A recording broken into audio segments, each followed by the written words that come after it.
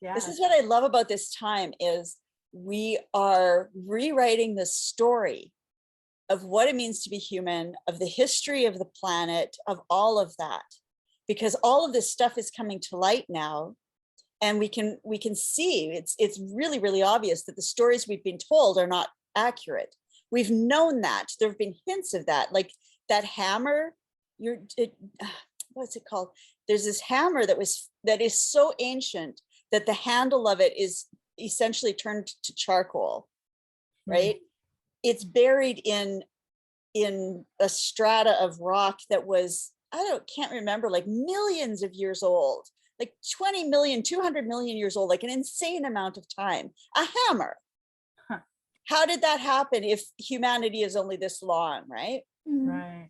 Or how did they know before they even got out to some of the farther planets, like Neptune? How did they know what they were going to find when they got to Neptune? We had no idea. We can barely see it, even with the telescopes we had.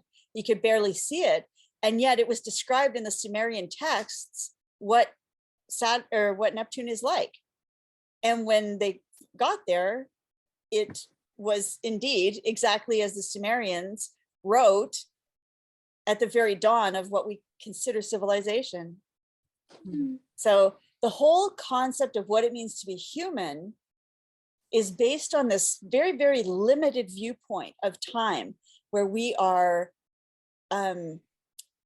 considered to be a very young civilization, that we only have written history going back like a handful of thousands of years, really, right? Before Sumeria, they think there's nothing, except there's all these artifacts and there's all this knowledge that came from somewhere. And now you look at also the DNA studies that they're doing, the genes, that if you've read or heard Greg Braden, he talks about this. There are genes that are in the human genome that could not have happened naturally. They're like spliced genes, and they are the ones that are responsible for our increased brain capacity, I think it was our ability to speak in the way that we do, and various other things. It's like a key gene, and it could not have happened naturally in any way that they can imagine. And there's more than one of those in the human genome. And the stories of all the indigenous people, they always tell that we came from the stars, that gods came from the stars, created us. You know, not one of them, I was listening to Greg Braden the other day, he says, not one of them says we were a random accident of evolution. So the whole story of what it means to be human is evolving. Like, what does it mean to you, to who you are, to what humanity is capable of, to know that we have a history that goes back possibly hundreds of millions of years, or at least tens of millions of years. And that this is just the latest blip, the only one that we remember, the only one that we have written records of. Oh, that's my cat. Oh. And then there's also all this stuff coming forward about spiritual power and the life force that we never knew before, that we were always told, oh, that's not real. Meridians, chi, prana, acupuncture, that's all just quackery, right? Except now we know that it's real. We can trace the meridians scientifically with scientific instruments. We can read the energy field outside of the body for feet, in fact. 8 feet, I think they've measured the heart energy field so far.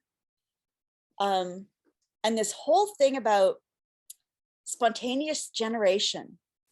I remember learning about spontaneous generation in school, and how way back in the old days, in the medieval times when people were ignorant and stupid, they thought that life emerged from nothing, that you could have like a banana in a jar, say, and fruit flies would spontaneously come to life in there from nothing.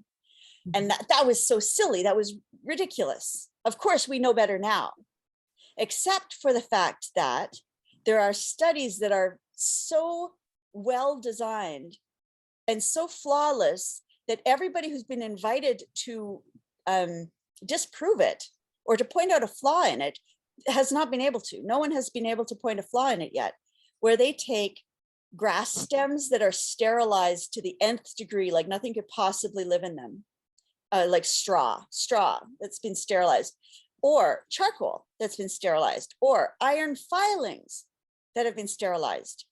And they keep them in a sterile container, and life emerges from them. Little blue dots of light, little blue dots of life that when you look at them under a microscope, look astonishingly like what you would find in a pond under a microscope.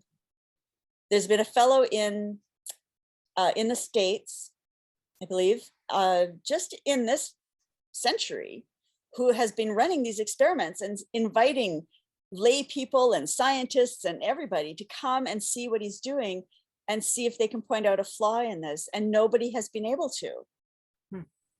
Life emerges in a way that we have been told is not possible or real. And when you consider that, how does it change what it means to be human? Right?